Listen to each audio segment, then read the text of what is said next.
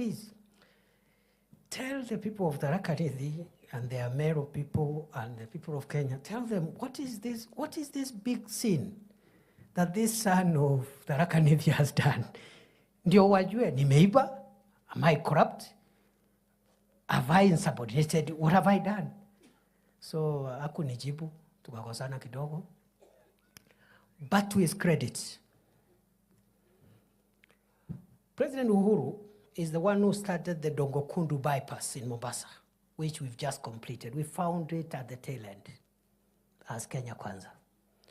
President Uhuru, for us locally now, okay, because you need examples away and local. For us, the highway Kibaki left in Keno, he took it to Marwa.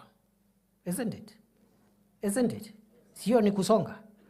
Hata sisi, hata kama iendi the way we wanted, iende, but still our journey is shorter today. Mpaka pale Makutano. True or false? Without speaking Kikuyu, without preaching to us every day how he loves Gema. Yeah? So I'm wondering, these other people who say they love us, they have never convened one single county, including the county they come from, to discuss development in your county. Hii upendo ni upendo ya kupeleka wapi? Munisaidie tu kuelewa. Me, I don't understand. What kind of love? And must you speak about it? Just do it. Just do. This love, just do it. We will see it. So today, I have called you to tell you that this administration, having laid the foundation, the economic foundation, that would have even taken longer. Okay? Kwa sababu kama bei ya unga 2 kilos ni 250 na inaongezeka by 10 shillings every week, you have to put money in subsidizing production to have enough maize so that if you have enough maize, you don't import anything, the price of maize flour will come down. That is what President Ruto was doing for the last 2 years. That is what has made unga to come from 250 to 120, around there, 110. Wearing sufurias on the head could not have changed. And the people wearing sufurias on the head, they had their time. Some were vice president. Everybody. Even some of the people I saw the other day, I don't know, saying things, they were also in government. They were ministers of water, ministers, I don't know what. So, mimi nilikuwa interior minister Makambili. Nilisukumana na 3 things. And I didn't know I would leave after 2 years. In fact, I thought best case scenario, I'll be there for 5 years. I thought so. Sikujua nitakaa 2 years. But there was a problem in the north, ile banditry. There was a place in Lamu here, the Boni Enclave, where we have many people, including immigrant communities, even from Tharaka Nithi. They are doing agriculture in Lamu there. Terrorists were butchering them every day. So there was terror, there was banditry, na mambo ya passport. And today, now that I'm no longer in interior, if somebody asks me what I did as interior minister, I may not have done 10 things, but I'll quote the 3 things that I achieved. Isn't it? So, kwa sababu wakati wa siasa itafika, wale tutashindana nao, including my brother who was here. He was deputy president for 2 years. 2 years, deputy president. He will tell us also, as deputy president, what he did for all the counties of Kenya, including Tharaka Nithi. Mimi nimesema annually, every year, I will be giving my account. So yeye atasema, wakati alikuwa deputy president, he pushed this road, he pushed this project, he pushed this dam for us. Then hapo tutashindana mambo ya maendeleo. So it's going to be very rough. Watu wasifikirie, it's going to be so rough, my friend. Very rough. It's not going to be easy. You cannot come to inside people at barriers. Mtu amefiwa na loved one, unakuleta vijana hapo kupiga kelele. Sijui kwa wedding, ama musician ametengeneza event, it's not even your event. Wewe unaundadia hapo, unakuja kuleta kisirani. And that habit is dangerous habit. Our area where I was born, this area, general area, central, we are not known for violence. Those behaviors were elsewhere. For the first time, and I'm speaking as the immediate interior minister, I was so downcast to see people burning each other's property in Karatina, in Embu, for the first time. People who know each other. Unajua ile duka ni ya fulani, supermarket ya nani, he has employed 20 children from here, unaenda unachoma. Dangerous politics, driven by poor leadership. And I have not said leaders should not listen. Listen and look for solutions. Not to listen and follow the crowd and incite them into anarchy, violence.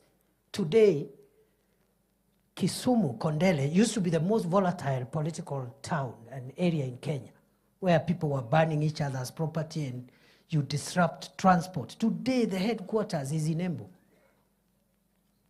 Hapo Embu kuna kijana amekaa hapo, ati ni mjanja sana, ni maarufu sana, hapo anasanya vijana hapo ya kufunga barabara. Your own parents are passing by there going to hospital. We kiongozi aina gani? You can say the same things you want to say, but don't disrupt the economy. Don't shut down the economy. Don't inconvenience innocent people who have nothing to do with politics. So it's not going to be easy. Nimeona kuna watu wanajipika kifua, sijui vile watasema, sijui vile watafanya. They have no landing ground. It will be so rough. It will be rough. Ala, sasa niulize. Ile siasa nilikuwa nafanya hili kidogo, nilikuwa senator ile. Sikuwa na chochote. Sikuwa na kiti ya serikali. Sikuwa kwa executive. I had to go and beg other people. Oh, nisaidie barabara. Oh, nisaidie. Now I don't have to beg. Yeah. Alafu naniambia we go and start opposing President Ruto hapa. There's only one person who can countermand me in Kenya. Only one. The whole country, by the grace of God, na maombi yenu. Only one person. One. From the executive, judiciary, legislature, 2 levels of government, everywhere. The whole country, God, by His grace and your prayers, only one person can overturn my decision. Sio ni baraka? So we should make use of it to assist our county, to assist Kenya. Yeah. So, wale wanategea ati, yani, na sasa governor, my brother, bro, and these other brothers and sisters hapa, tukue serious, bro.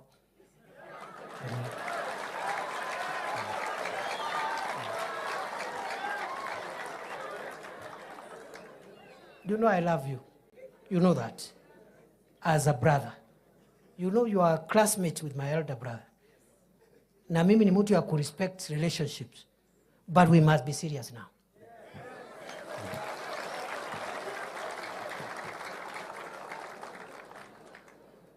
I met with my sister Cess, the governor of Embu, who is also my sister and somebody I love and somebody we've walked a long journey together, politically. Kamwambia sasa wacha nikuongeleshe my sister, not as the deputy president of Kenya. Wacha nikuongelesha kama ndugu yako and your age mate.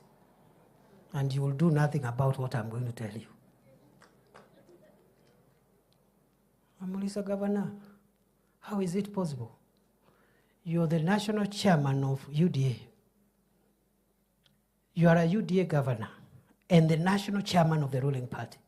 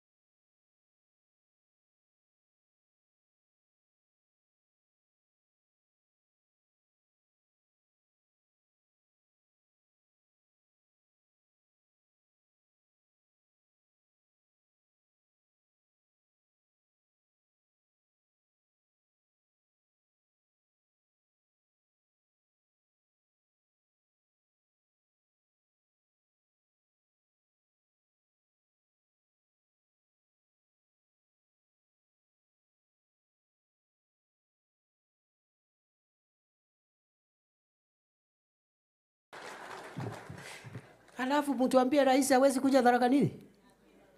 Hata atapigwa kelele na nani? Wale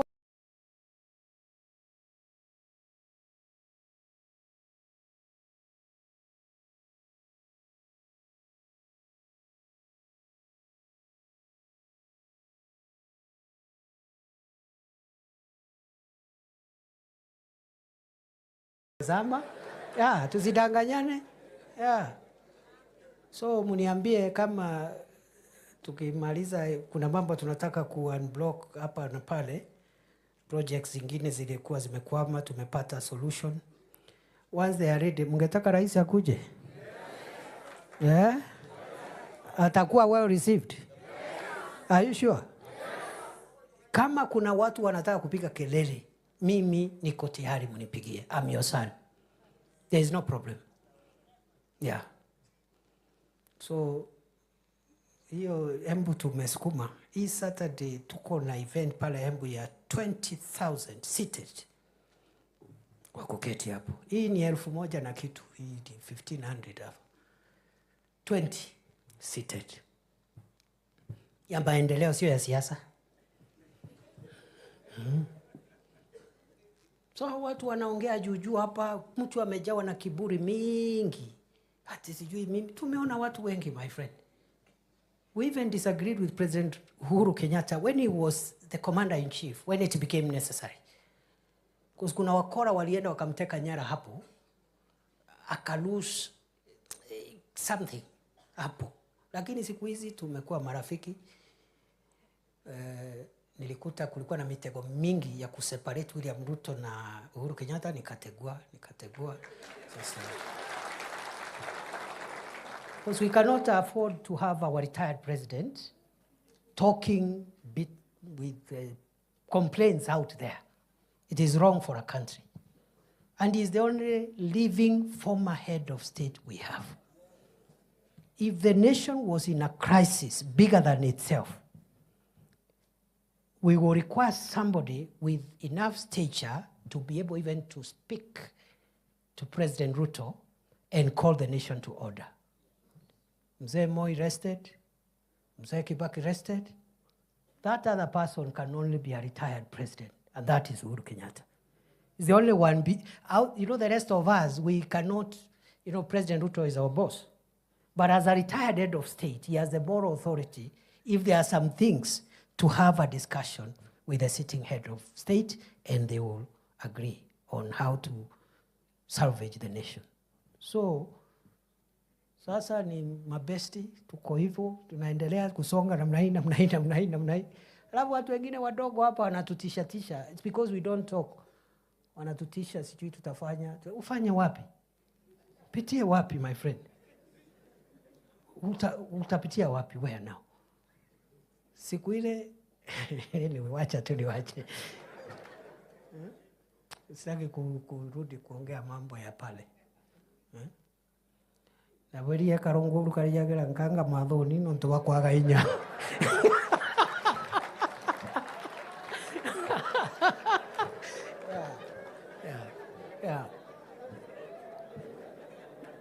Wale wameelewa waeleze wale wengine.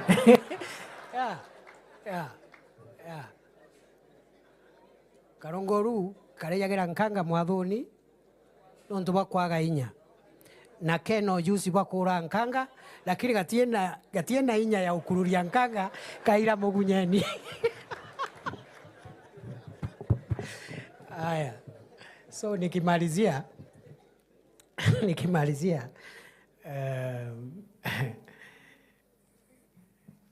what are we doing now? Hapo Tharaka Nithi, we know we have stalled projects. We don't have to repeat it here. I'm the one who launched all those projects. The only senator in Kenya who launched projects. That time, now, and maybe in the future. Na unaona watu walikuwa wananisukuma hapo, wananipigia kelele hapo. The only senator, show me another one.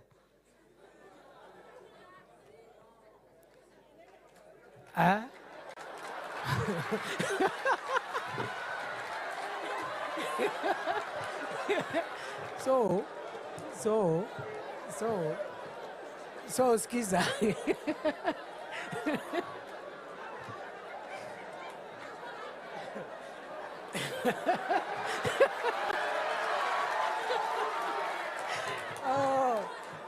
Lakini kidogo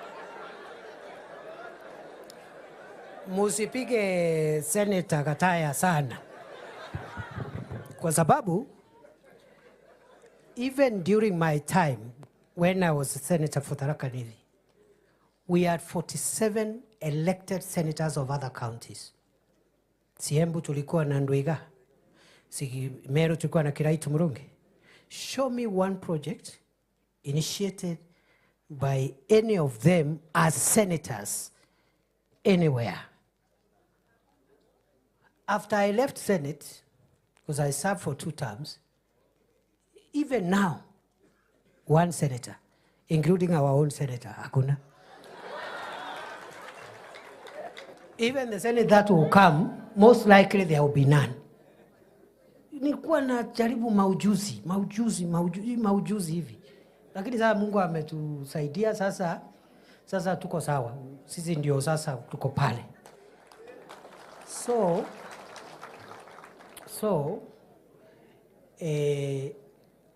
I know all those road projects. We are going to revive and complete all of them.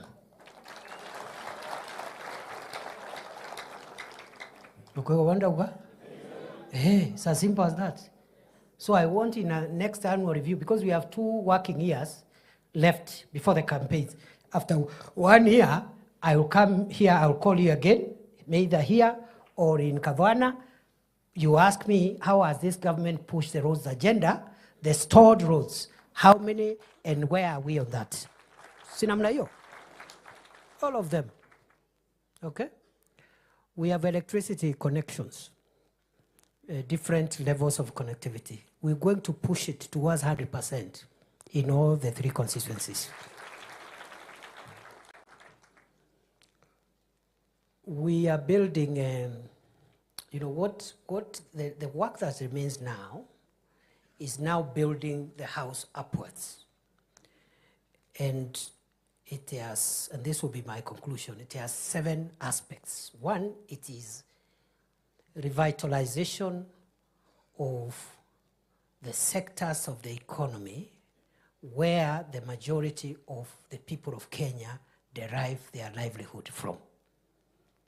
Tunataka tubadilishe na tuongeze mapato katika sekta za uchumi ambazo wananchi wengi katika Jamhuri ya Kenya wanatoa mapato yao ya kila siku.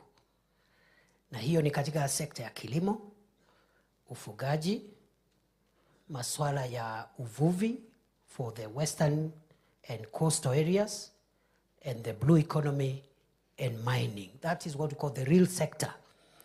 80% of the people of Kenya derive their household incomes from agriculture, livestock production, fisheries, blue economy, and fisheries. Already, if you do that, you'll have touched 80+% of the people of Kenya, especially at the grassroots.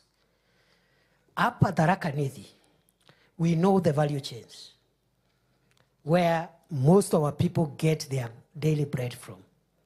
It is in tea, coffee, dairy, dengu, and the cereals. It's around there, isn't it? Those are the sectors we are investing. And also in introducing other value chains like cotton, which are dyed and so forth and so on. Because when you touch these sectors and the returns we get from them increase, you touch households. You touch every home where they were getting 10,000 per year, okay? 10,000 per year is like 1,000 per month. They start getting 100,000 per year, which is like 10,000 a month. It looks more to you because you have money. But the ripple effect in the economy is tremendous. That is what we call bottom-up economic transformation. Revitalizing sectors where the majority of the people of Kenya derive their livelihoods. We have our value chains, we are working on them. And I'll give my accountability statement. in due course. The second thing we are doing is to put in place the support infrastructure to help these value chains bring in more wealth and more incomes to the people. What do I mean? For us to transform agriculture, livestock, fisheries, and the blue economy sectors and mining, we need good roads, road infrastructure. That is a support infrastructure. Power, electricity. Then we have what we call county aggregation and industrial parks, because we have to move to value addition. And Governor, we need to have a conversation. We see how we can support you to expedite the Tharaka Nithi County Aggregation and Industrial Park. Hiyo ndio kazi ya Deputy President. Kama kuna KAIP Tharaka Nithi, anatatua. The next county, anatatua. The other county, anatatua. Sio kungojea rais.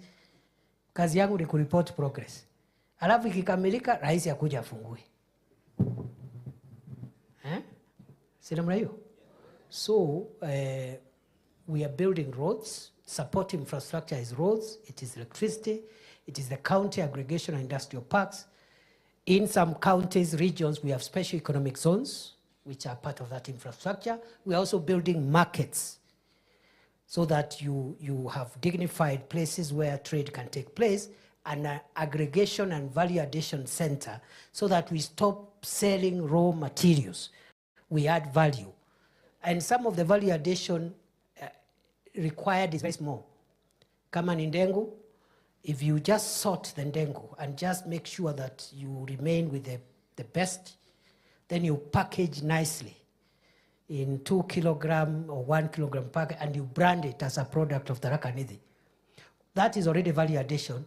It will improve the price significantly, other than using mukebwa kembo to pour the ndengu, and some of it is rotten, some of it, the price will just shoot up. That is what supermarkets do. They will buy it at 70 shillings, they go sort it, they package it, they put it in the shelf, and they sell at 200 shillings. What have they done? Sorting, packaging, and branding. Total of that value addition is less than 5 shillings. They bought at 70. But the presentation is so good. So when Professor Kitaka goes to the supermarket, when he's coming from the university, he will buy that at 200 shillings. But the fellow selling it at Nkondi sold it for 70. The supermarket has gotten twice the value. Supermarket hana shamba, halimi, havuni, ako papo anangojea mkulima wa Nkondi tu alime, alafu he is getting twice what the farmer is getting. These things look like abstract, but that's how you transform a community. That's how you transform a country. And as I said, transformative actions are not popular because people want the things they can see now. Later on, when these things start realizing, that's when people say, oh, President Ruto had a point. But by that time, he will be completing his second term and going home. Yeah? As they say, before you realize your father was right, you already have a son who thinks you're wrong.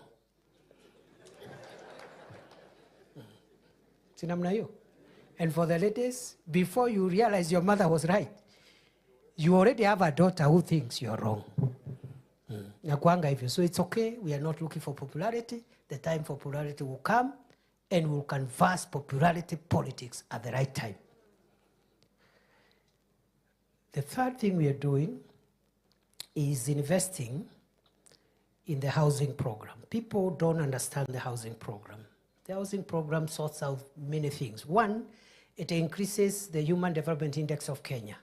One of the reasons why some countries are top among the rich countries of the world is the quality of dwellings, houses that their people live in. Singapore, for example, is the most developed country in the world. It is 99% of the citizens of Singapore are home owners. Almost everybody. And when the president, the visionary leader of that country started that program, about 40 years ago. He was almost impeached.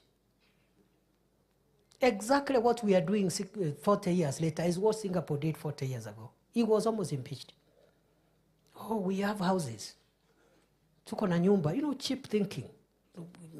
You don't understand economics. Kila mtu ako na nyumba. So, even introduce compulsory savings. Mandatory by law in Singapore. You must save. It is your money. Kama hii NSSF tumeongeza. NSSF is money for the retiree. But we force you to save so that you have enough package to go home, so that you don't retire and die the following day, because after 40 years, you have accumulated so little. So the housing program is helping us in the Human Development Index. Kenya's growth and development will rise. The housing project is helping us absorb some youths who are idle for the next 2, 3, 4 years. Don't ask us what they will do after that. By that time, we'll have another program. So between staying idle in the markets and heckling leaders and being busy in a construction site for the next 2, 3 years, which one is better? And better keep them busy. They earn every day. So by the time they finish that project or that program, we'll have made other interventions for them. And the people who are opposing the housing project have jobs and they have houses. It is also helping us to resuscitate the construction sector, cement, steel, sand, all those things that go into construction. That industry, the construction industry, will be revived because of that involvement. Number 4, we are, because macroeconomic stability, then you have revitalization of critical sectors where we get our livelihood from. Then there's the housing program. And then number 4, it is jobs. It's jobs. And I don't have time to say what we are doing right now and going forward on job creation, but we must reduce the number of our jobless youths. We have no option. We are doing it through temporary jobs in some of the programs, like the Affordable Housing Program, and also in the Climate Works Program, which we are now going to roll out. We have Nairobi now engaged 20,000 youths. We will double it to 40,000 youths. We want every county to be a center for climate works, similar to what used to be called Kazi Mtaani, at least to keep our young people busy for the time being as we work on the long-term interventions. But we are also encouraging our young people who are young and educated, who cannot get the jobs we are providing. If they get jobs abroad, let them go and work, invest at home, save. When they want to come back after 5, 10 years, they can always come back. There are people saying we are doing labor export. We are not exporting Kenyans. We are just doing what is known as labor mobility. The same way, many children were born in Tharaka, Nithi, but they work in Mombasa today. They go home after 3 months or 6 months or at the end of the year. They are still children and sons and daughters of Tharaka, Nithi, but they work in Mombasa, isn't it? What is the difference if the person is working in Dubai, the one who doesn't have the job in Mombasa? There's no problem. In fact, the person in Dubai, when they are coming home, will reach Tharaka Nithi before the person coming from Mombasa reaches Tharaka Nithi. Because it's under 5 hours to Jomo Kenyatta and 2 hours there. Huyu mwingine akikalia barabara kutoka hapo Kilindini, kufika Nairobi 8 hours. Na amechoka. Another transfer, another 3, 4 hours. Tafika the following day.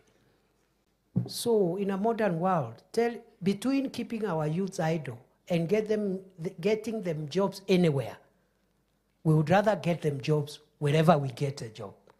They invest, they save, they are always welcome to come back home.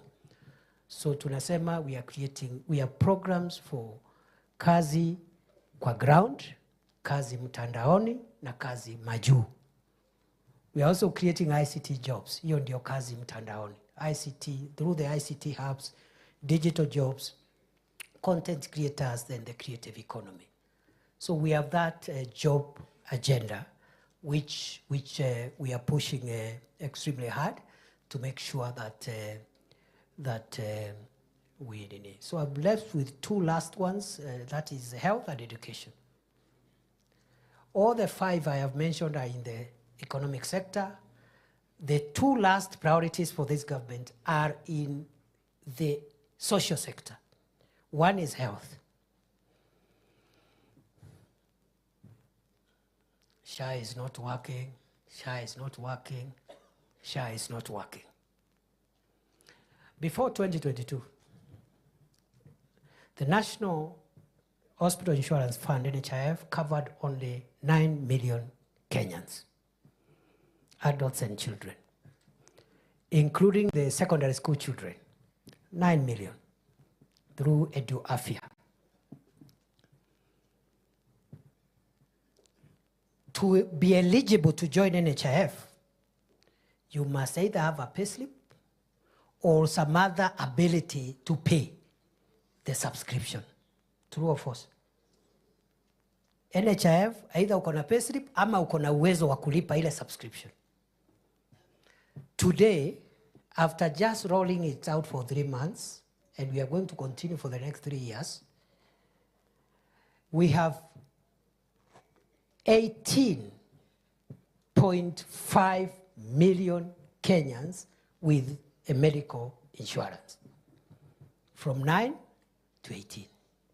We will push it to 40, 45, 50 million. That is what we call universal health coverage. Why? Because it is not only the employed people and the people who can pay who fall sick. See, everybody gets sick. Si kila mtu anakuwa mgonjwa. Why have an NHIF that caters for somebody with a payslip and somebody with ability to pay? Taifa Care, SHA, universal health coverage, is to make sure every citizen have a medical insurance to take care of their medical needs when they fell ill, because everybody falls ill. That is the aim. Many countries have struggled with universal health care. It's very problematic. In America, Obama brought it in 2016. The Supreme Court dismantled parts of it. It's very political. But it is very transformative for every Kenyan to have an insurance. Why? Because, as I have said, everybody falls sick. Kila mtu anakuwa mgonjwa. Number two,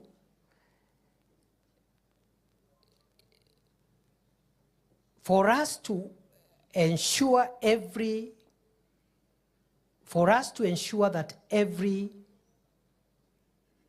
Kenyan is insured, we must look at our contribution schedule.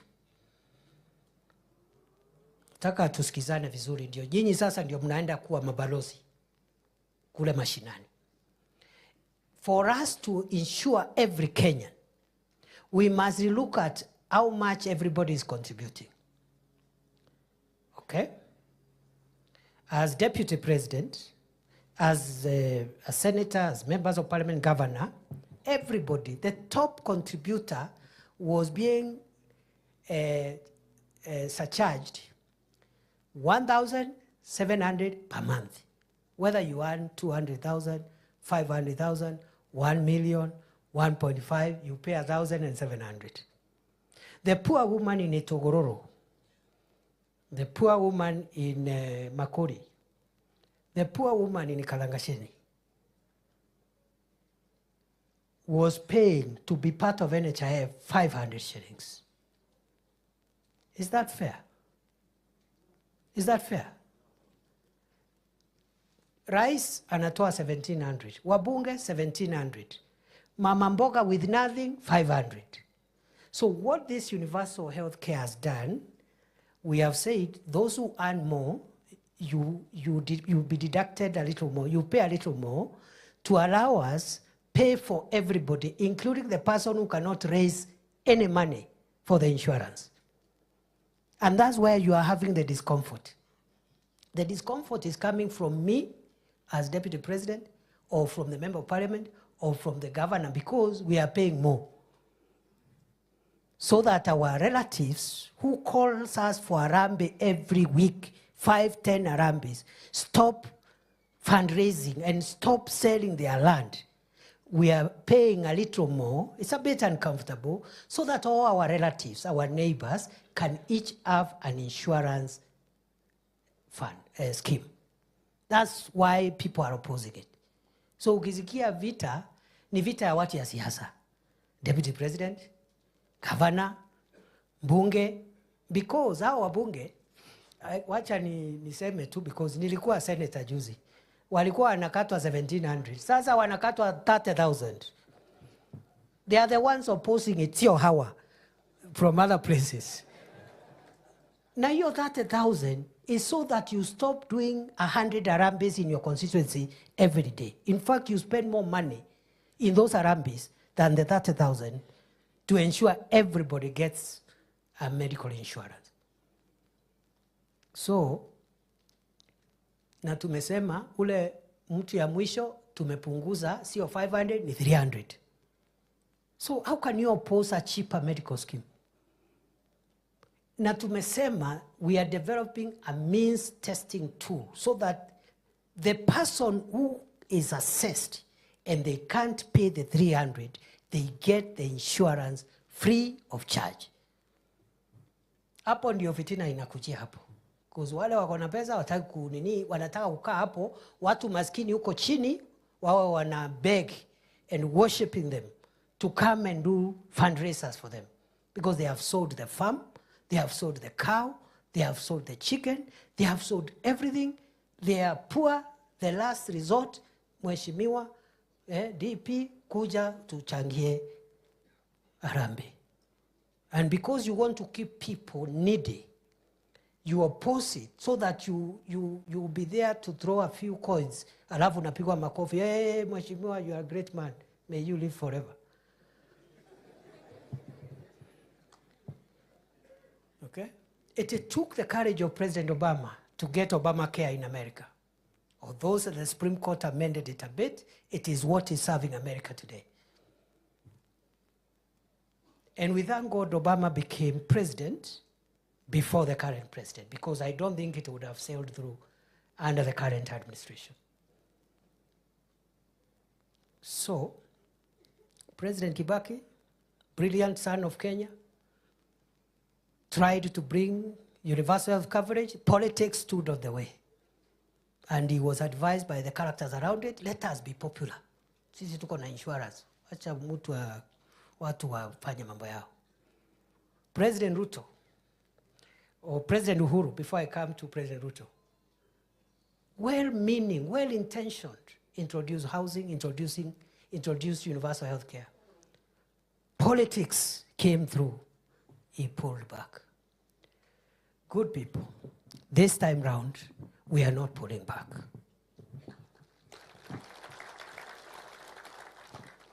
By the grace of God, by the time we go to the next general election, we are hoping 40,000 people of the Republic of Kenya will have a medical cover.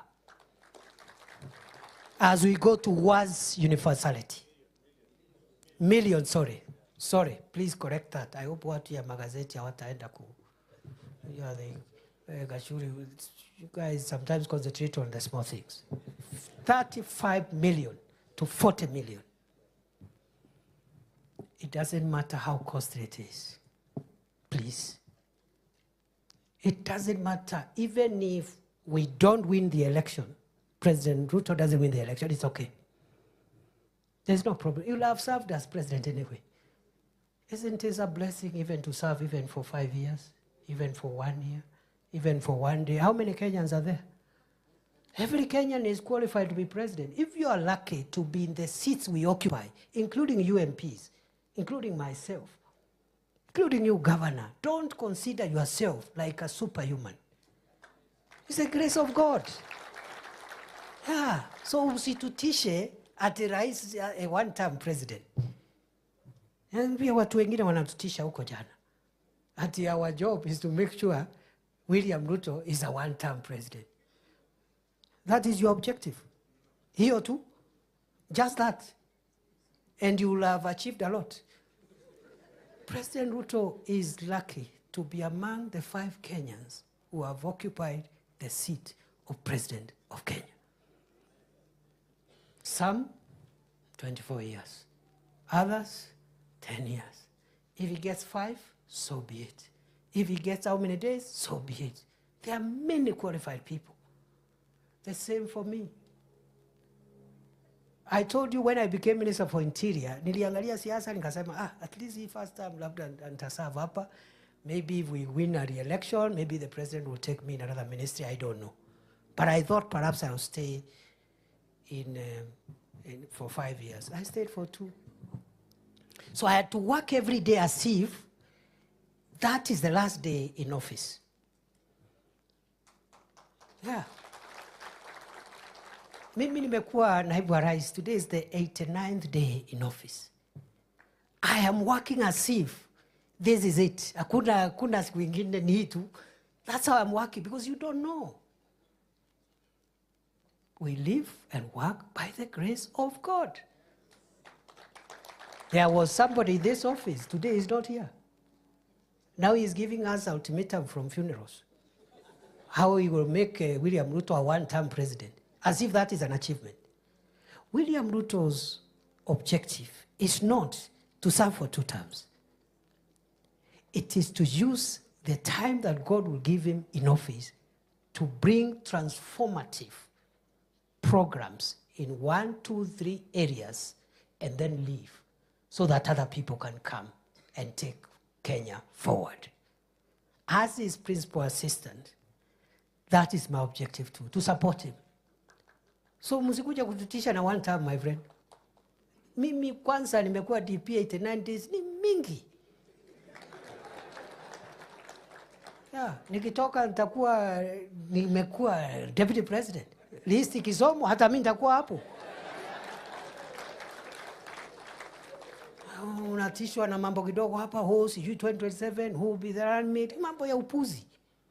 Useless. Na greed, that's what greed does to leaders. Yeah. Ile nyama inakujonga ni ile iko kwa sahani.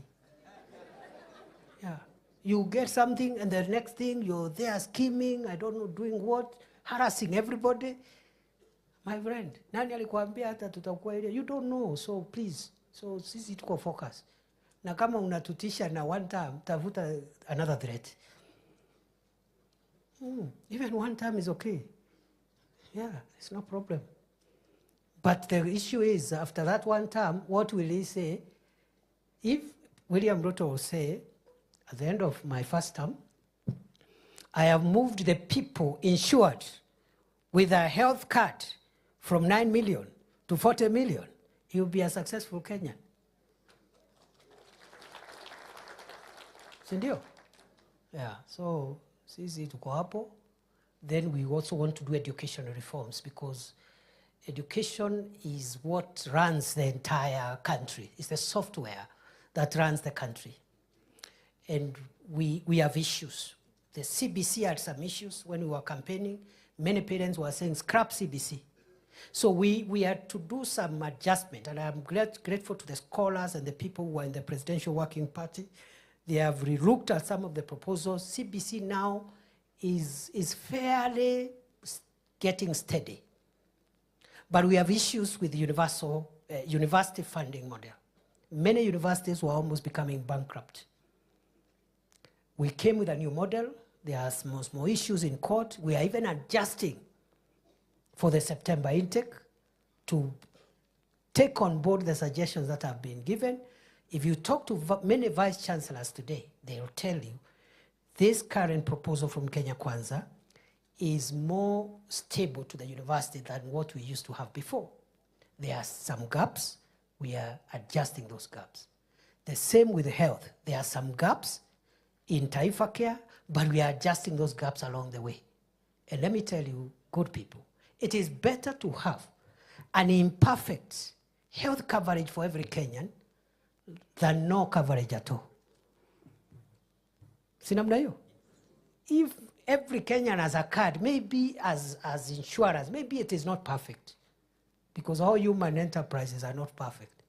But that's a better conversation, how we can perfect it, than millions of our people begging alms, literally begging. And their leaders spending their entire whatever they have. Some even go into their businesses to fund medical harambes. So, the reason we are focused on Taifa Care, housing,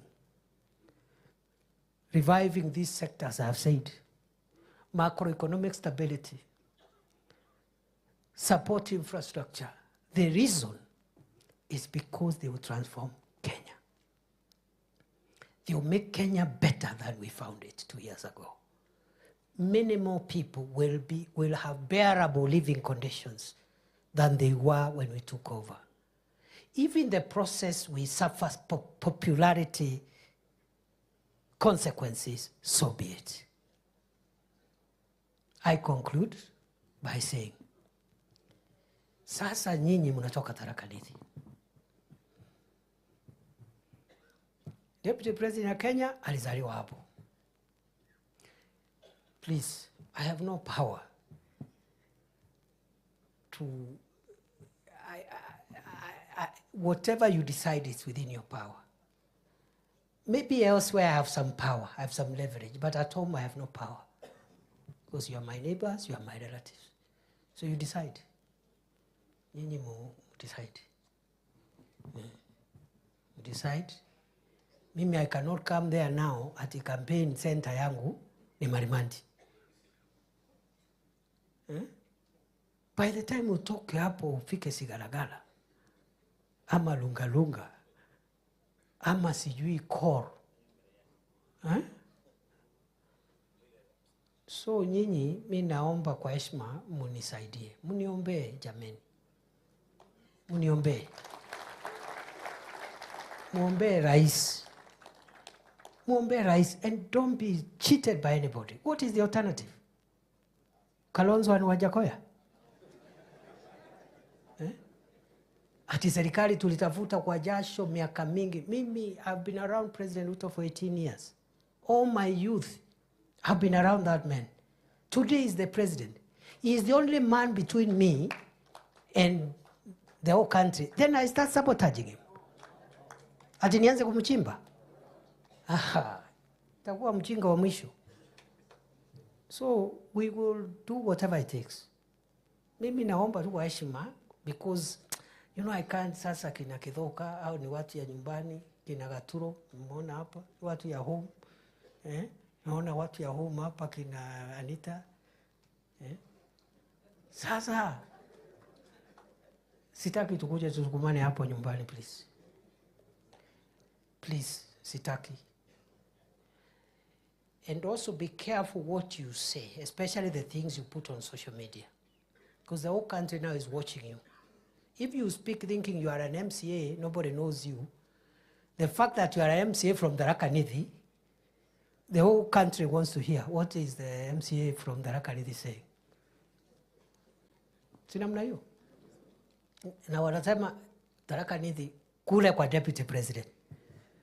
Sindio? So please, in a home, huwezi kosa kukosana. Tunatafuta viti hapa, tunapinga sijui nani, tunataka hii kiti, na tuko wengi, mnavurugana hapo. Lakini sasa hapa juu tuwe careful tusiharibu. Na tuwe careful vile tunaongea, because majirani na watu wa Kenya wanaangalia.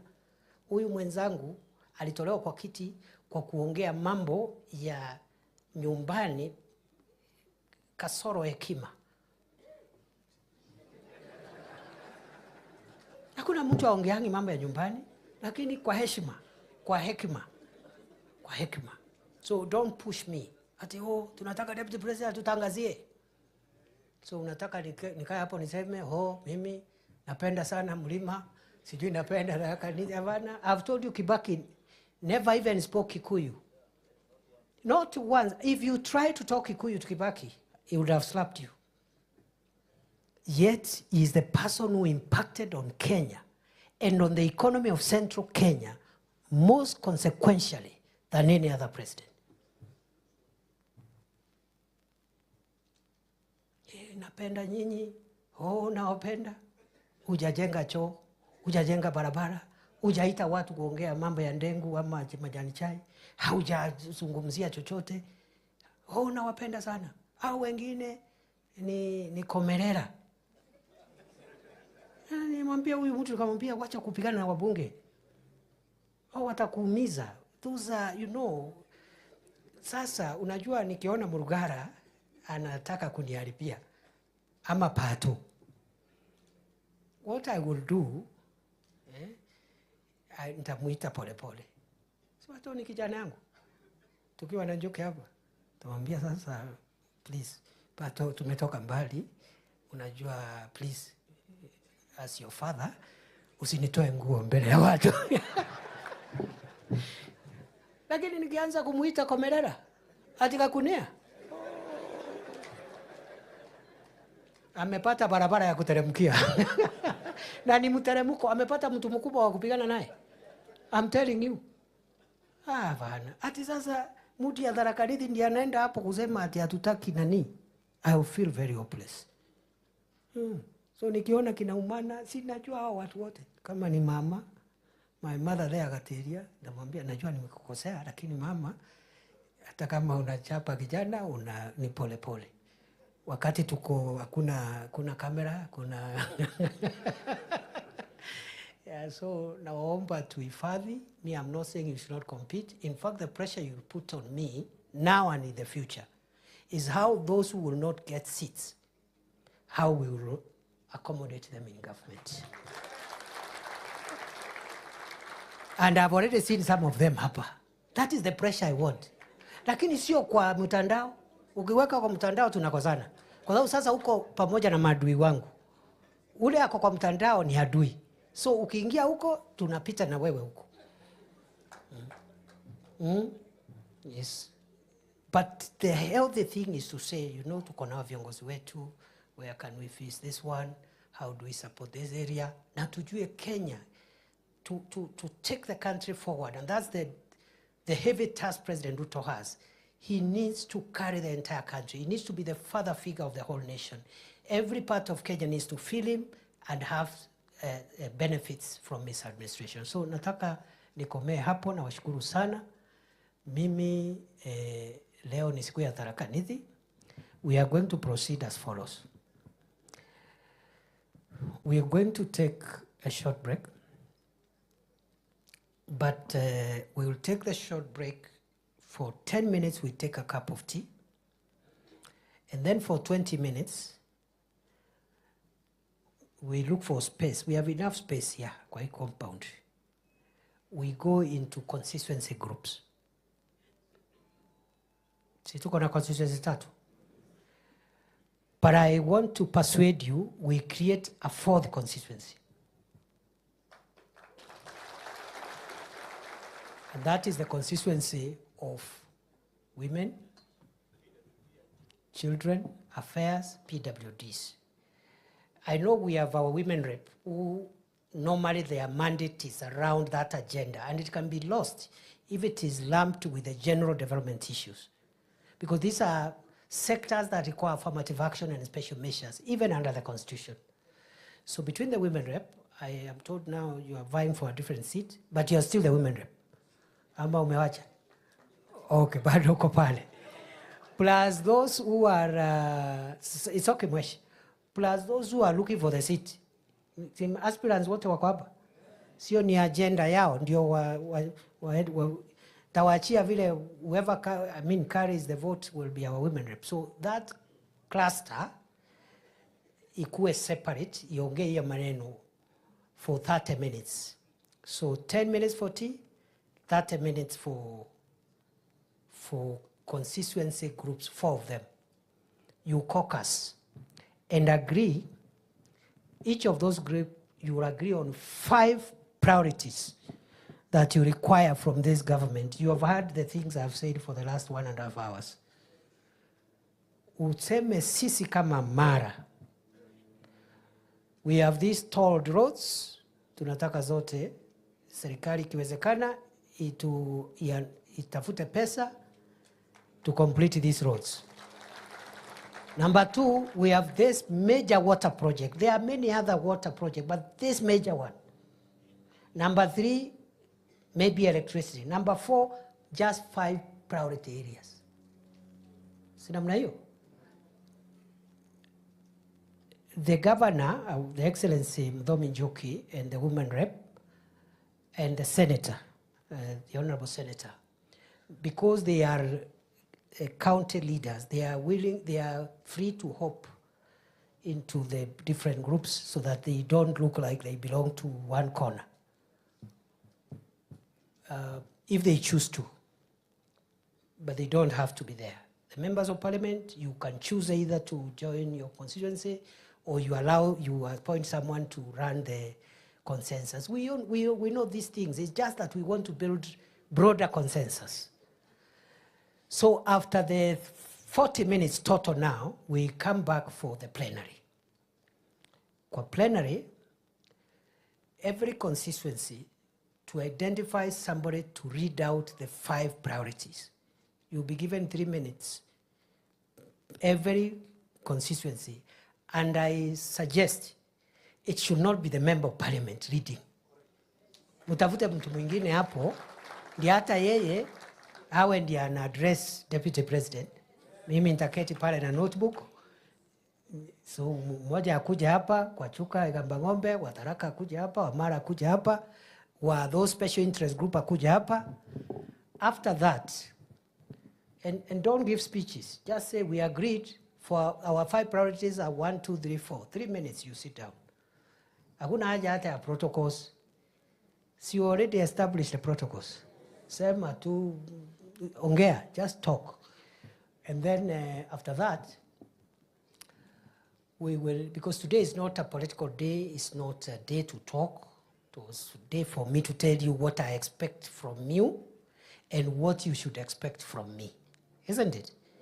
After we report those in those groups, we will make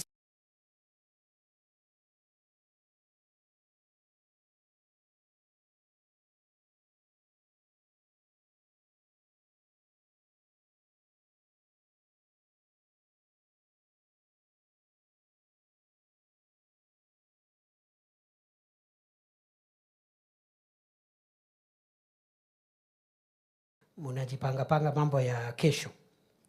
This is not the place. So on behalf of the MCAs, the speaker utasema tu jambo, but not as an aspirant for Chuka Igamba Ng'ombe. Kwa sababu hapo mnavurugana na pato. So today is not the day. Siku ile mutarudi, you can continue with your maneno. Ule atapata, akuwe mbunge. Ule atakosa, muniletee ni mutafutie mahali kwa serikali. Because both of them are my brothers. Number 2, then on behalf of MCAs, we'll ask the constituency MPs, just 1 minute each. Then the senator, the women rep, the senator, the governor. Then finally, I'll ask maybe a member of the clergy or other people, or maybe the professionals. One professional to come and give us 2, 3 sentences, because again today we'll have a meeting with professionals alone, because your input cannot be transacted in a 5 minute whatever. So the professionals can agree, one of them, and then the clergy, the clergy will come and close for us with the blessings, with a prayer, and after that we will go for lunch. After the lunch, maybe before we go for lunch, we will remain here. Maybe the leaders will retreat, we all remain here, so that you'll be given the logistical information of how you'll go home.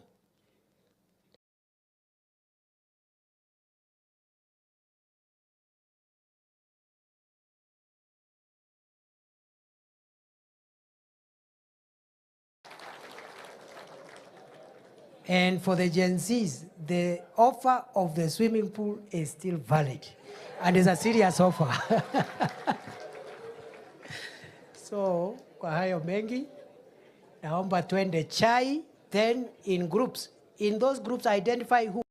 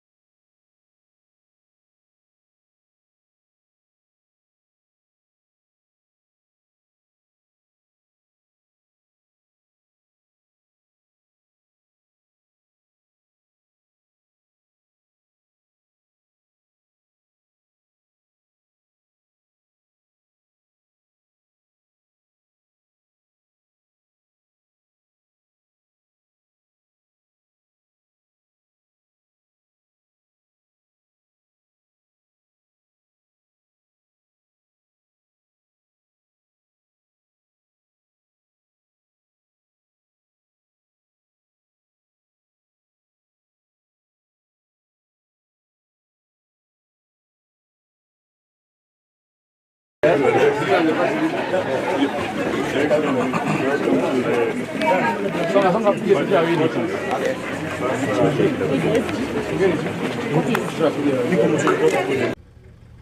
Honorable Stephen Kalonzo Musyoka, kiongozi wa DAP Kenya, the Honorable Eugene Wamalwa, honorable members, senators, MCAs, and all leaders present. God is good, and all the time. Nisalimieni kwa Bwana Yesu asifiwe. Asanteni sana. Party leader Eugene Wamalwa, let me also offer my congratulations to you, your NEC, and the party of DAP for the unveiling of your offices here today, and I'm honored to have been invited because it's a great milestone in our democratic process, and as we embark on a journey to liberate this country from bad governance, corruption, and dictatorship. And I am very elated to join this team of distinguished leaders in this country who have played a significant role in our democratic process. I have come with many senators and members of parliament who we work with as a way of showing our solidarity with this team. I want to give my commitment and that of my team and our supporters, and there are many, they are in millions, that we are part of this team and we'll walk this journey together to liberate this country. And we shall make whatever sacrifices necessary to make sure that William Ruto is a one-term president. People have short memories. President William Ruto has a very short memory. This team here, we sat with him in my house and we assured him that he'll be president and we'll do whatever it takes to make sure he is president. And we worked very hard. And we took him to State House. And when he reached there, he put aside everything we had agreed on how we need Kenya to be. We had 47 economic charters with each and every county agreeing on the economic interventions that will be required for each county. He put them aside. We had agreed on the payment of pending bills for our business community to bring money into circulation. He put that one aside. We had agreed on the bottom-up economic model of putting money into people's pocket. The minute he reached State House, he changed course. He got a small team of economic advisors and came up with a very brutal program of removing whatever little money was in people's pocket from their pockets. Along the way, I could not agree with him. I couldn't agree with him because I'm a very principled person. And I told him, boss, we have lost focus. This is what we told the people of Kenya. We had assured the people of Kenya that we will never carry out evictions and demolitions that are inhuman.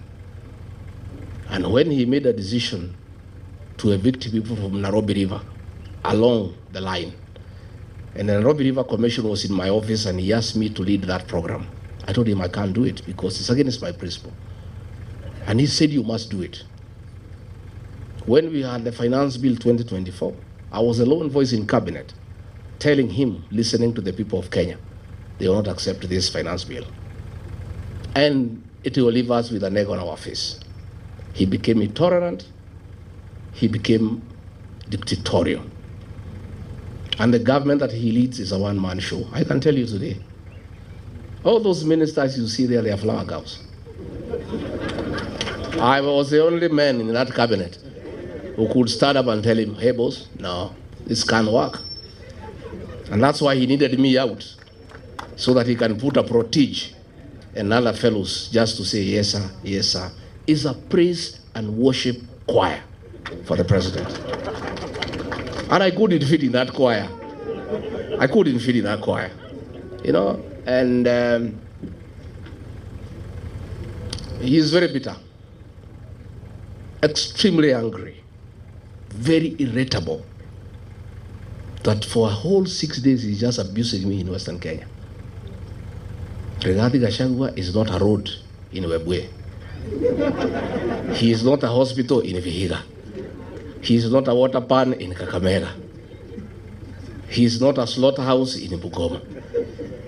President of the Republic of Kenya has gone to Western for 6 days, just talking about Rigathi Gachagua, occasionally Kalonzo Musyoka, because he is bitter that his voting bloc, the one that made him president, the Mount Kenya bloc, is gone and gone and gone forever.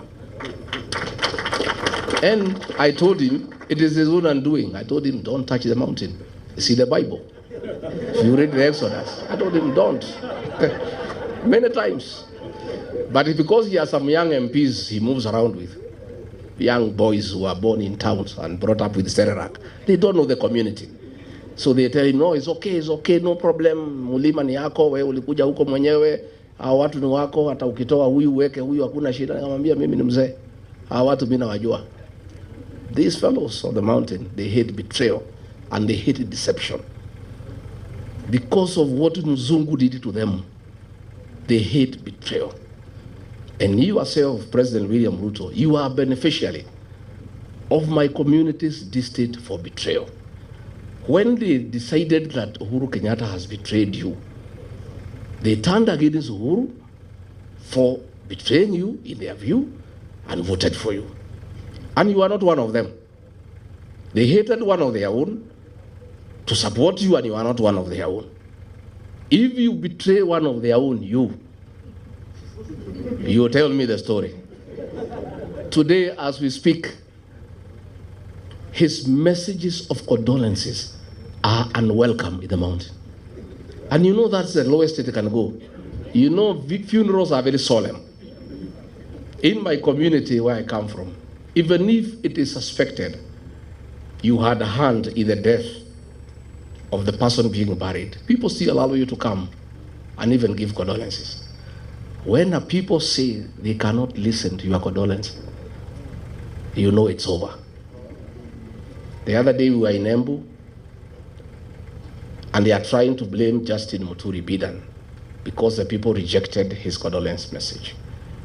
The president wrote him abusive messages the whole night, threatening to sack him. But even if you sack Bidan Muturi, nothing will change in that area. Nothing. And I told him, and he cannot say I did not tell him. Because me, I'm an honest man. I sat him down and I said, boss, you believe my naguza. Now, why he's annoyed is because 47% of his support, 4 million votes, iko nje. Sasa anategemea ati Raila akienda AU, he can transfer zile zake. Zile za Raila zilikuweko za Wiper, they are not there. Ile ya Mulembe is not there. Hii ya Kisii is not there. Huyu jamaa amekwama. Amekwama. And I can tell you, because I know him, he is cornered. Kazi yetu ni rahisi sana. Is to stay together and unite our people. Mimi naomba jamii ya Mulembe. Amekuja huko anaita mimi mkabila. Ati ndio mimi nisisaidie nyinyi. Siku nilimsaidia, hakujua mimi ni mkabila. When we voted for William Ruto, we knew he's not a Kikuyu.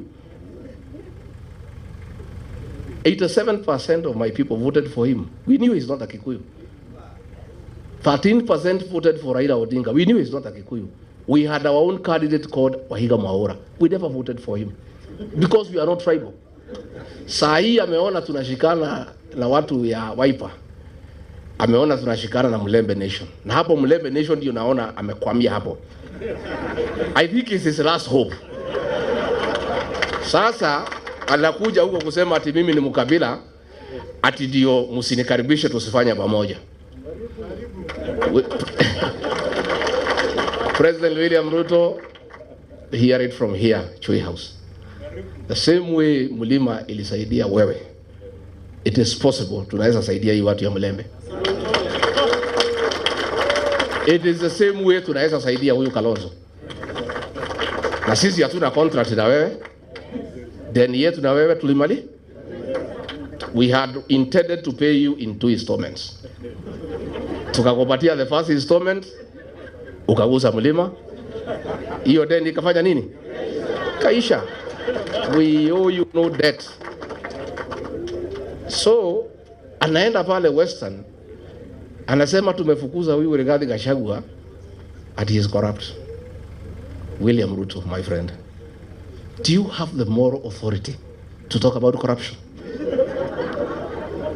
And we sympathize with you because juzi kumekuwa na opinion poll on the most corrupt person in the world. And we are unhappy that you are rigged. Instead of giving you number 1, they gave you number 2.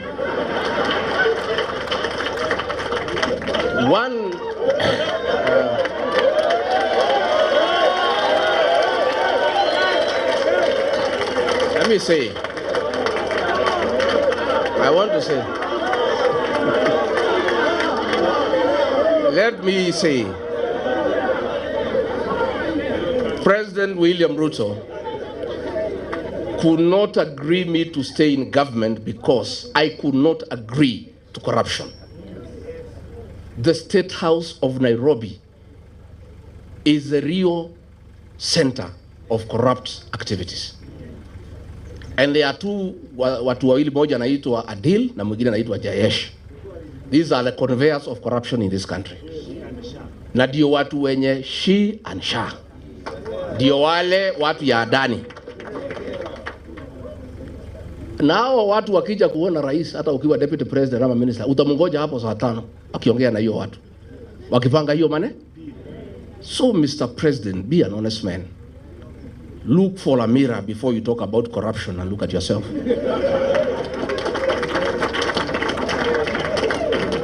If you think the people of Kenya are very intelligent, Rigathi Gachagua has not been associated with any scandal in this country. So wewe unaenda pale unasema he is incompetent. In matters incompetence, Mr. President, I tend to agree with you to a certain extent. Serikali yako ni ya uongo, kutenga, kudanganya watu. Uliandika mkataba na watu ya Western, ukaamjema utajenga 1000 kilometers, hujajenga. Umekuwa hapo juzi unafungua transformer. Wewe, mimi ulitaka nikusaidie kudanganya wa Kenya. In matters kudanganya wa Kenya, Mr. President, I'm incompetent. Absolutely. I accept.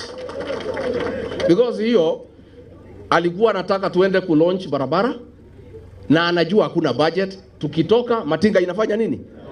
Sasa hiyo ndio kazi rais anataka nimsaidie. Ndio anasema huyu haelewi program za serikali. Sasa kwenda kupeleka matinga ukijua hakuna kazi inafanywa, hiyo ni program ya serikali? He was telling me to go and defend Adani. Tulikuwa na Eugene Wamalwa, huyu mheshimiwa, na Onyonga kwa mazishi Kitale. Huyu Onyonga akaamuka, akalima serikali mambo ya Adani, na mimi nakaa tu pale. I don't want to nod because I'm still in office. That Adani thing is the worst form of corruption in this country. So mimi nilipoamuka, I never responded. So one of the PAs ya mkubwa akanipigia simu. Mtu yuko huko, mtu ya 36. Wewe ni deputy president ya sangapi? Maana ya deputy president, you speak last. Dio ile maneno yote iko baya serikali ukanu. Kwa nini huyo Onyonga alilima serikali mambo ya Adani and you are not defending? Nikamwambia I cannot answer you. Tell your boss to call me. So president amenipigia, nimemwambia mimi siwezi. That thing is corruption. I cannot defend it, Mr. President. I cannot. That is why he is saying I was not defending government programs. Sasa corruption, is it a government program?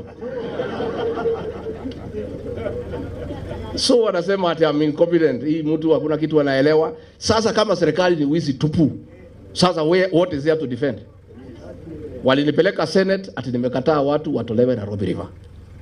Walinishitaki nimekataa watu wafukuzwe Marigiti Market. Those are things I could not do. Ukiangalia hii maneno ya affordable housing, It is the worst fraud against the people of Kenya. And it's good today I tell the country. And those are things he was telling me to go to TV to defend. I told him I will not. Mimi pia nikichwa ngumu. That housing, initially we believed in the president. That ni ya kuleta ajira, nini, maneno kizungu mingi, we looked okay. Until it came to my attention, it has nothing to do with housing. Ni biashara. Ya kwamba PS wa housing. Ukitaka kujenga affordable housing, you must go and sign a subcontract na kampuni ile tauza simiti na chuma na mabati. Na hiyo kampuni watu wale wakubwa zaidi Kenya wako ndani ya wapi? So this housing levy inatolewa kwa watu ya Kenya is to make sure these houses are going on. Ndio hao wauze simiti, wauze chuma, wauze mabati. That is what the president is accusing me of not understanding and being incompetent. Sasa mimi nauliza, na mimi nataka niseme, I want to assure the people of Kenya, this team I see here, and when I listen to the people of Kenya, because I listen a lot, once a new government is sworn in, that housing levy will have to be abolished so that we restore the dignity of the payslip. The dignity of the payslip. Wakenya wamehangaishwa zaidi. Na nimeona mpaka yule mkubwa ya wafanyikazi amekuwa ameingia kwa hiyo praise and worship team. Watu nakazwa mambo ya NSSF, mambo ya haongei. Kazi yake ni praise and worship. Those are the things sisi ambaye tumeshindwa kufanya. So finally ndio nimalize, because I wanted to tell the president, usidanganye wa Kenya. Useme ukweli, tulikosania corruption because wewe ndio unaeneza corruption na watu yako. Na it is impossible to make any progress in this country unless we sort out this country in terms of leadership. We'll sink lower and lower. Finally niambie watu ya Western, because mimi naona huyo jamaa amekwama hapo kwenu. Nyinyi mko na bahati that we are here to advise you. Alienda kwenu usiku sita. Kwetu he was there 6 days out of 7 every week. Hakuna kanisa hajaingia. Hakuna barabara hajui kwa jina. Hakuna soko hajui kwa jina. And he would memorize. We were very impressed. Anataja barabara, kwa Wakikuyu wanasema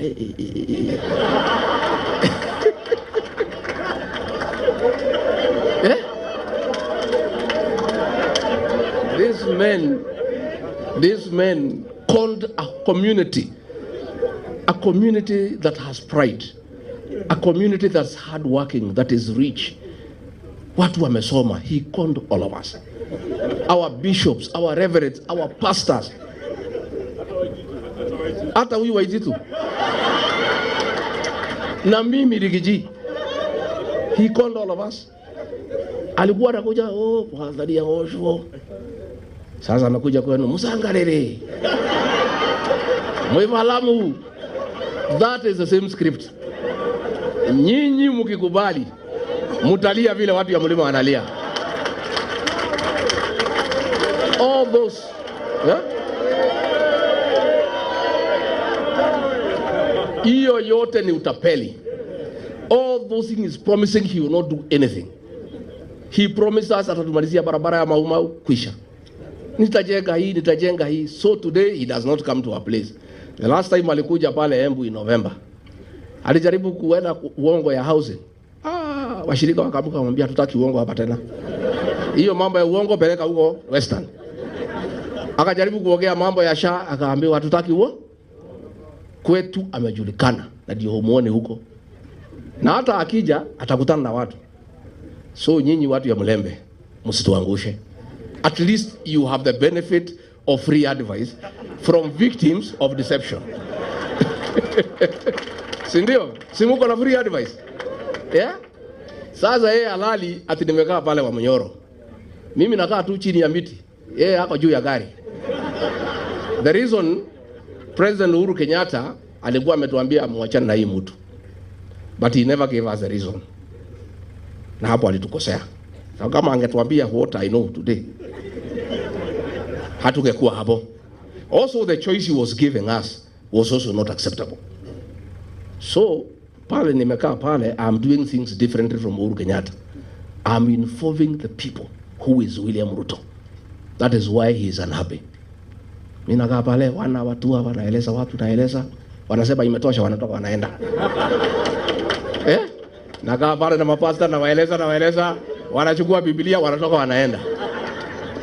Pale nimefunga 100%. Hata kupata agents, hatapata agents ya kusimamia kura yako. So nyinyi viongozi wetu, tafadhali naomba pia Eugene Wamalwa and your team, and then unite the Mulembe nation. Don't agree to be divided. Mimi alitaka kugawanya mlima east and west, nikamkataza. Akajaribu kugawanya counties, nikamkataza. Don't allow it. Mulembe nation, you have 5 million votes, nendeni muunganishe. Stephen Kalonzo Musyoka pale Lower Eastern 4 million, nenda uunganishe. Mimi pale sasa ilikuwa 6, nataka nisukume mpaka 8. Sasa Matiang'i waende wasukume pale 2 million. Sasa tukifikisha 15 tuketi. Si ndio? Si tutaketi? And we must not let the people of Kenya down. They were asking, wewe, wananiambia, wewe Rigathi, tenda tafuta marafiki. Kama huyu mtu ametuumiza namna hii first term, kwa bahati mbaya akirudi second term, tutakuwa tunavaa vinyasa. Sasa nyinyi tafuta marafiki, mtafute formula. Na hatutaki kujua ni nani. Mkuje mtuambie formula ni? So we shall be selfless as a team. We shall be selfless. And let us not approach this election with a predetermined mindset. That lazima ikuwe ni mimi ama ni mimi. Wacha tuseme tuko na kibarua ya kungoa hii jamaa. That is the first objective. Let us consolidate our votes, consolidate. Uzuri, payslip holders are 3 million. Na every payslip holder has a minimum influence of 2 people. Those are 9 million people who have a personal issue with William Ruto. Sasa, ongeza Gen Z. Maneno imeisha haijaisha.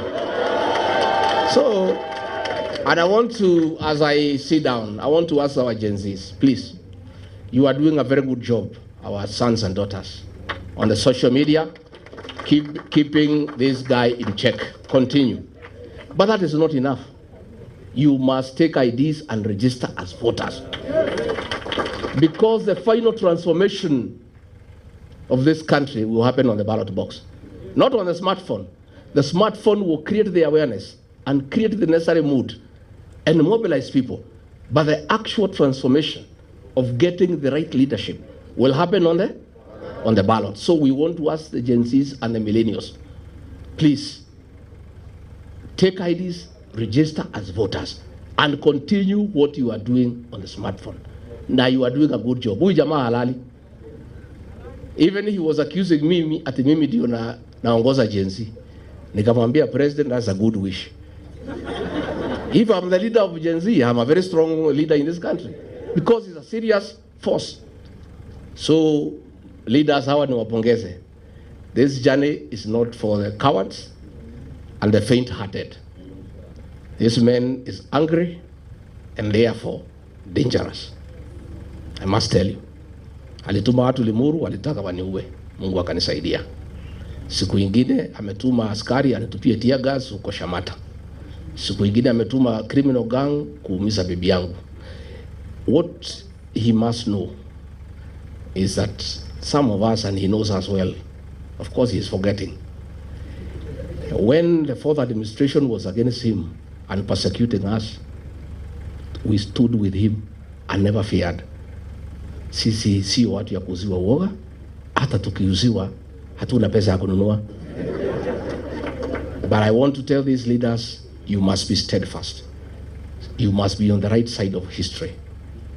And with these two great leaders, and Matiang'i and the others who come on board, we'll work together. Na tutasaidiana. We'll continue consulting, tutatembeleana.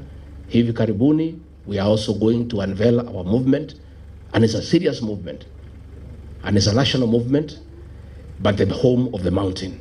Just like every party has a certain home. It's a national party, but with a home. Watu ya mlima wamesema sisi tulienda harusi na gari ya mtu mwingine. Kufika kwa mtu tukaambiwa tushuke. Sasa tunatafuta gari yetu ya kwenda Sasa kila iko magari hapa. Sasa tutakutana kwa harusi, Mercedes iko, Range Rover iko, magari imejaa wapi? Pale. This UDA, when I make my announcement in another few weeks, will be a shell. It will be a shell. There will be nothing. Ulifukuza sisi, tumetoka na watu wetu wote. There will nobody, even people are impatient. If you know the pressure I am under to announce the vehicle, I am not sleeping. People are impatient and they don't want to see anything yellow. You know? So, sisi tutauda gari yetu na itakuwa ni gari kubwa ni ya Wakenya wote. Na tunataka tuungane pamoja na hao wengine tupange Kenya. And we mean well for this country. Na mtu asikuambie ati sisi ni wakabila kwa sababu tunaunganisha nyumbani. You would be stupid to go to the national table before you organize your house. Lazima kila mtu apange nyumba ya. Alafu ndio tuketi kwa meza ya Kenya, si ndio? So we must all organize our houses so that tutengeneze nyumba hii, tutengeneze hii, tutengeneze hii, tutengeneze hii. Yeye he is bitter kwa sababu hii yangu alikuwa anafikiria ni yake. Sasa amejua si yake. Sasa ako na machungu.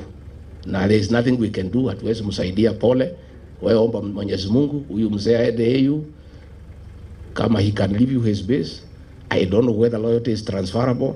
Whatever he can give you, you see what to do with it.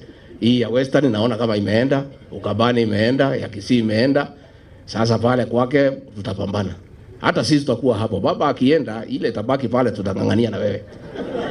Si tutangangania? Kwa sababu watu there are some guys who came to see me from Siaya. Wanasema, they came to my house. Wanasema, sikia, Tukiji, sisi, our loyalty is not transferable. Sisi ni watu ya baba. Akishaenda AU, tuko free. Na sisi vile tunaona yeye ni mtu ya kusema ukweli tunaweza elewa. So, even that Nyanza, baba akienda, will be there also. Because there are also people who want to join the rest of Kenya. So mimi nimefurahi sana and thank you very much na tumeshukuru DAP Kenya continue consolidating until Governor Natembea asiuziwe uoga na hata akiuziwa asinunue. You know they were saying that when they impeach me at I am finished at 2 weeks alidanganywa na vijana hapo hii ya town. Hii mlima they have no use for any leader who is not having a position. Tukitoa huyu wanawachana naye wanachukua yule mpya. Sasa kila siku wanaongea juu yangu. Na bado wacha tuweke gari tuungane na hao viongozi and then tutembee. Na mwaka hii ya 25 ndio ya kujipanga. 26 ni si ndio? Hii 25 tupangapange and we'll agree so that we have enough members of parliament. We'll sit down so that we don't compete against each other. Kama hii Nairobi we have 17 constituencies. Nilikuwa nafanya hesabu naona between this team we can take 15 out of 17. Hii governor ya Nairobi tutachukua asubuhi mapema. Within this team here we just sit down and do proper arithmetic. Nakuru, everywhere, Mombasa, we'll sit down so that we don't fight against each other. Tutapangana vizuri ndio tuone maisha itakaa namna gani. Otherwise I want to say thank you very much. May God bless you. Mtasalimiana? Mutakuja kutembea Monyoro? Mutakuja siku gani? Asanteni.